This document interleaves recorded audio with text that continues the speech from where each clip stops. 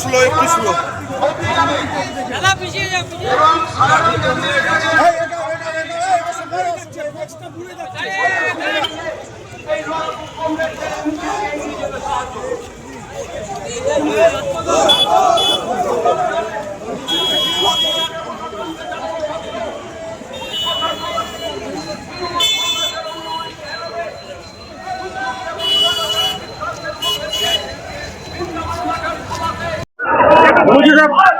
কেন্দ্র নেতৃত্ব বিজেপি নাড্ডা বলেছেন বাংলায় বাঙালিরা অসংখ্য। আপনার রিয়াকশন? আজ থেকে নয়, শুধু বিজেপি জন্মলগ্ন থেকে নয়, RSS নয়, প্রথম থেকেই আর্যাবর্তে যারা নিজেদের খাঁটি আর্য মনে করে তারা এই পূর্ব ভারতের মানুষ, যেহেতু বাংলার মানুষকে তাদের শিক্ষা, ভাষা, সংস্কৃতি, খাদ্য, পোশাক সবটাকে ঘৃণা করে, ওনাকেই পছন্দ করে না। এটা এই বাংলায় যারা নব্য বিজেপি হয়েছে তাদের বুঝতে হবে এই বিজেপি তাদেরকে কি চোখে দেখে। লাঠিতে তেল মারাতে বললেন, আমি শুধু সেটা বলতেই বলছি, নেতাদের পায়ে তেল লাগিও না, নিজের লাঠিতে মানে নিজের হাতকে শক্ত করতে হবে।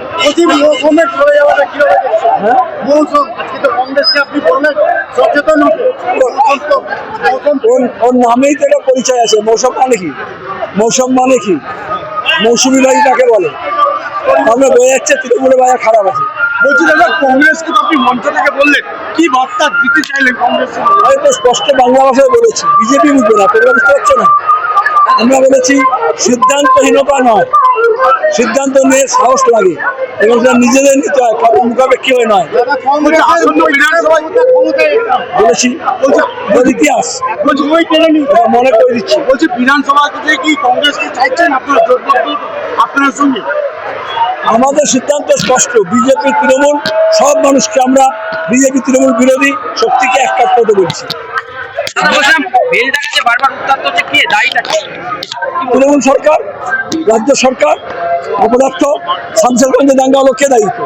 অসাম্প্রদায়িক। আর দ্বিতীয় হচ্ছে বিজেপি, কারণ বিজেপি আর তৃণমূল মিলে প্রত্যেকটা জিনিসকে হিন্দু মুসলমান করছে, পরিযায়ী শ্রমিকদের উপর আক্রমণ করছে ভাষার নামে, ধর্মের নামে।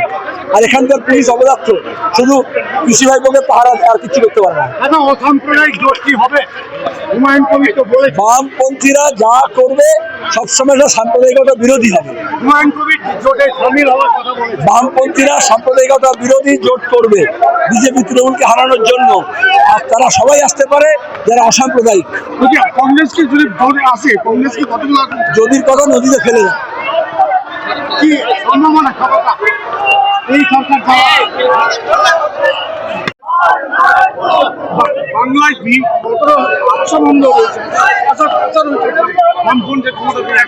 এই মালদার শুধুমাত্র বৃন্দাবনী মেলার মাঠ নিয়ে প্রশাসনের যা দোলাচল আর মানুষের মেজাজ, এরপরেও আপনারা আমাদেরকে জিজ্ঞেস করবেন বাংলার মানুষের মুড?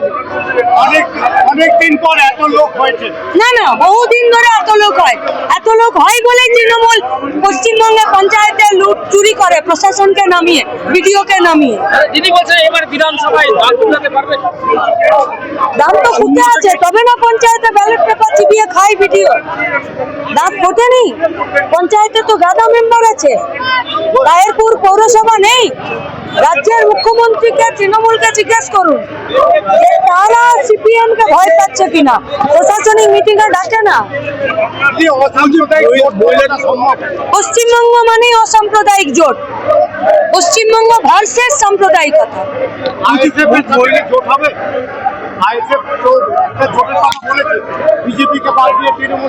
পার্টির সম্পাদক আপনাদের উত্তর দিয়ে দিয়েছে। মহিলাদের কতটা এই নির্বাচনে এগিয়ে আসতে আপনারা উদ্যোগ কালো পিচ ছেড়ে ধুলোর রাস্তায় যান, মহিলাদের আসল কথা, মনের কথা জেনে যাবেন। একটু সন্ধ্যাবেলা সিপিএম এর পাড়া বৈঠকে আসতে হবে। কতগুলো পাড়ায় আপনারা যাওয়ার পরিকল্পনা নিয়েছেন বলে দিয়েছেন রাজ্য সম্পাদক। এখন অব্দি 35,000, এরপরে আর কত মানুষ কত জায়গায় পাড়া বৈঠক করছে। আপনারা একটু ক্যামেরা নিয়ে পৌঁছে যান। ধর্ম, ভাষা, রাজনীতি আপনারা পাবেন না পাড়াতে। পাড়াতে শুধু আর মাত্র আছে কি খাবো, মাথার ছাদ কি হবে, রোজগার কি হবে, বেতন কি হবে। দিদি ইডি হাতে আইপ্যাকের ফাইল চলে আসছে ইন্ডিয়ান এক্সপ্রেস দিল্লি থেকে। আপনি ঠিক বলছেন তো? ওই ফাইলটাই মমতা নিয়ে গেছিল, সেই ফাইলটাই দিল।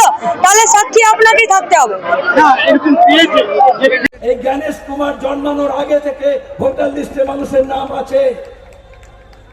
ইলেকশন কমিশন জ্ঞানেশ কুমার, নামটা জ্ঞানেশ কুমার, কিন্তু আসলে ও জ্ঞান পাপী। আরএসএস এর পরিকল্পনা। উদ্বাস্তু মানুষ, সংখ্যালঘু মানুষ, বামফ্রন্ট যখন ছিল আমরা একসঙ্গে ছিলাম, আগে কি সুন্দর দিন কাটাইতাম। তারপরে এরা এসে সব ভাগ করলো। এমনি এমনি লাল ঝান্ডা গেল না, মহান্নতে মমতা এমনি এমনি এলেন না।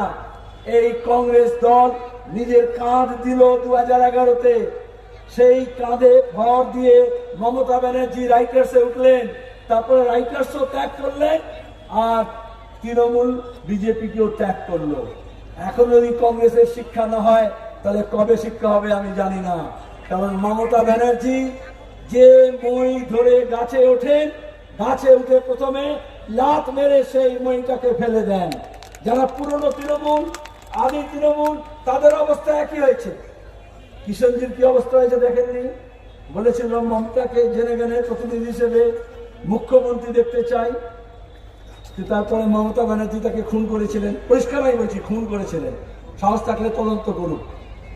তাহলে কাজের বেলায় কাজী, আর কাজ পুরলে কিষণজি, এইটা হচ্ছে তার মন্ত্র। এই জন্য আপনাদের কাছে আমি তার আবেদন জানাতে এসেছি। আমরা যারা বাঁচাতে চাইছি তারা সবাইকে এক কাট্টা করতে চাইছি। যারা ঐক্য চান তাদের সবাইকে আমরা আহ্বান জানাচ্ছি, যদি নেতারা নাও শোনেন, আমি তাদের সমর্থক দলনীদেরকে বলছি, যেহেতু মালদা জেলায় কংগ্রেসকে বলছি, এই 2024 লোকসভা নির্বাচনে কংগ্রেস একটা আসন পেল, কারণ বামপন্থীরা তার জন্য জাঞ্জি দিয়ে খেটেছিল, সমর্থন করেছিল। আর এখন কংগ্রেস মনে করছে, সবাই না, প্রদেশ কংগ্রেসের কোনো নেতা, দিল্লির কোনো নেতা মনে করছেন আচ্ছা এদিকে গেলে লাভ না ওদিকে গেলে লাভ। যেমন দাঁড়িপাল্লায় বাটখারা নিয়ে ওজন করে না, আরে এটা কোনো শাকসবজি বিক্রি করার বাজার না। নীতি ঠিক করতে হবে। যদি বিজেপির বিরুদ্ধে থাকেন, তৃণমূলের বিরুদ্ধে থাকেন, কারণ বাংলাকে যদি বাঁচাতে হয় তাহলে বিজেপি তৃণমূল উভয়ের বিরুদ্ধে লড়তে হবে। কিন্তু ওদের দুরবস্থা, নিজেরা সিদ্ধান্ত নিতে পারে না। জেলা কংগ্রেস ভাবছে রাজ্য কংগ্রেস কি করবে, রাজ্য কংগ্রেস ভাবছে দিল্লির কংগ্রেস কি করবে। আমাদের এই বাংলাকে বাঁচাতে হলে কোনো হিল্লি দিল্লি না, বাংলার সব মানুষ যদি এক কাট্টা হয় তাহলে আমরা এই বাংলার জন্য কোনো 56 লাগবে না, কোনো 356 লাগবে না, নবান্নকে আমরা শায়েস্তা করতে পারি এবং সে কাজ আপনারা করবেন। সে কাজের প্রস্তুতি আপনারা আজকে নিয়েছেন। এটা মিটিং না, যুদ্ধের আগে একটা বিরগল বাজে, জানেন ওই যে টিপু সুলতান সিরিয়াল হতো, মহাভারত হতো, তখন একটা বিরগল বাজাতো। আজকে আমরা এখান থেকে এই নির্বাচনে বিরগল বাজালাম। যুদ্ধের আগে একটা বিরগল বাজাতে হয়, সুতরাং ঘন্টা বেজে গেছে, যুদ্ধ ঘোষণা আমরা করছি। এটা লড়াই, এটা যুদ্ধ, এই লড়াই আমাদের জিততে হবে। হবে লড়াই, হবে লড়াই।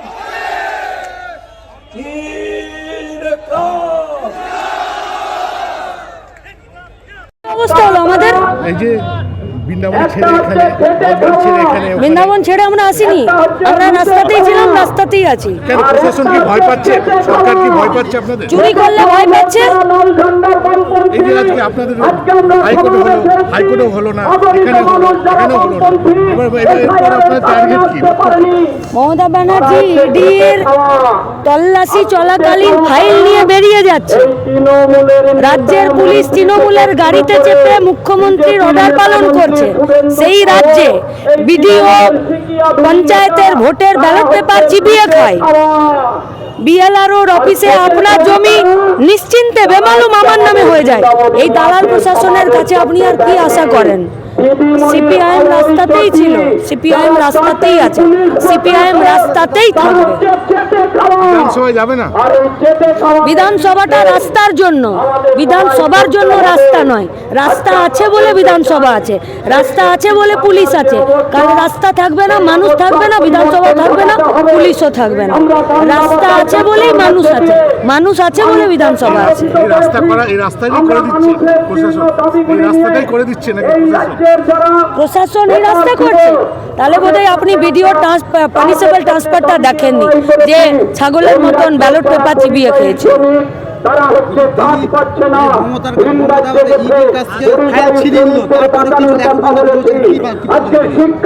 বিজেপি কিছু করতে চাইলে অবশ্যই হতো। পার্থ চ্যাটার্জি নিজের বাড়িতে, অনুব্রত নিজের বাড়িতে, জ্যোতিপ্রিয় নিজের অফিসে বসে বাইট দিত না। এরপরেও যারা ভাবছে যে বিজেপি তৃণমূলকে টাইট দেবে, তাদের প্রতি আমাদের করুণা ছাড়া আর কিছুই হয় না।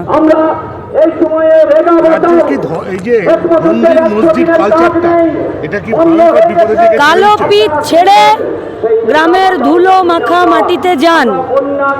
পাড়াতে ধর্ম ভাষার রাজনীতি নেই। পাড়াতে আছে আমি কাজ পাবো কিনা, কাজের মজুরি পাবো কিনা, বাড়ি পাবো কিনা, খেতে পাবো কিনা, স্কুল চলবে কিনা।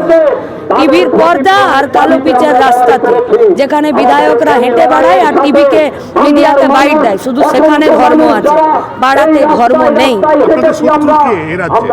যারা ধর্মের নামে কারবার করে, আর যারা মানুষের অধিকারকে লুট করে, তারা আমাদের বিরোধী, তারা আমাদের শত্রু। সেই শত্রুতে যদি কোনো মিডিয়া পার্সনও থাকে, সেও আমাদের শত্রু। সেই শত্রুতে যদি কোনো পুলিশ থাকে, সেও আমাদের শত্রু। সেই শত্রুতে যদি কোনো বিধায়ক, এমএলএ, এমপি আর রাজনৈতিক দল থাকে, তারাও আমাদের শত্রু। উলঙ্গ করে দিয়েছে প্রশাসনকে। ওরা যেভাবে দলদাস হয়েছে, জেলা প্রশাসন, আজকে সমাবেশ, সংগ্রামী মানুষের মেজাজ, এই জেলা প্রশাসনকে উলঙ্গ করে দিয়েছে। আসলে আইন মেনে যদি তারা কাজ করে, তাহলে তাদেরও সম্মান থাকবে, কিন্তু মানুষকে এবং বিরোধী দলকে মর্যাদা এবং সম্মান দিতে হবে, এটা ওদের শিক্ষা।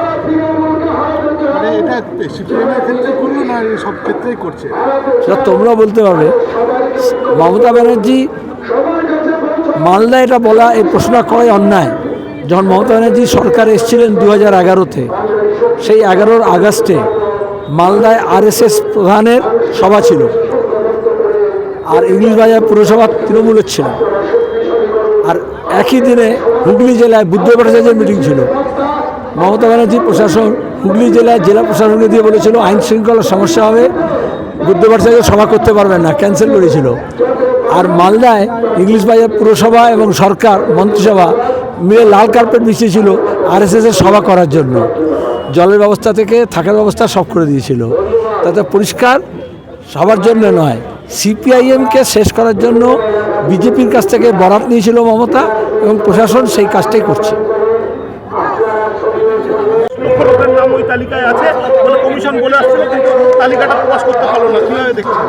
আমরা বিরোধীরা যখন থেকে দাবি করেছিলাম SIR নিয়ে কমিশনের বিভিন্ন গাফিলতির কথা, একেবারে যতটা কমিশন তার থেকে বেশি বিজেপি আমাদের সমস্ত কথাকে এক কথায় উড়িয়ে দিয়েছিল। সুপ্রিম কোর্টের রায় আসার পর এটা প্রমাণিত যে SIR প্রক্রিয়া নিয়ে কমিশনের 100টা গাফিলতি রয়েছে।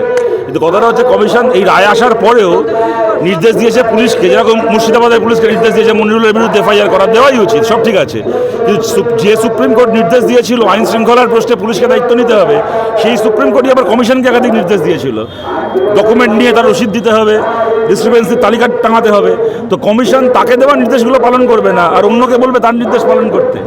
তো এটা তো চলতে পারে না। সুতরাং কমিশন যদি এরপরও সুপ্রিম কোর্টের কাছে এইভাবে থাপ্পড় খাওয়ার পরেও যদি বিজেপির দালালি না ছাড়ে, তাহলে যেটা হবে, আমাদের দেশের এই ইনস্টিটিউশনগুলোর ওপর মানুষের রাস্তা থাকবে না। আজ বাদে কাল ভারত যদি নেপাল বা শ্রীলঙ্কা হয়ে যায়, তার জন্য এই মোদি আর মোদির দালালি কমিশনগুলো দায়ী থাকবে।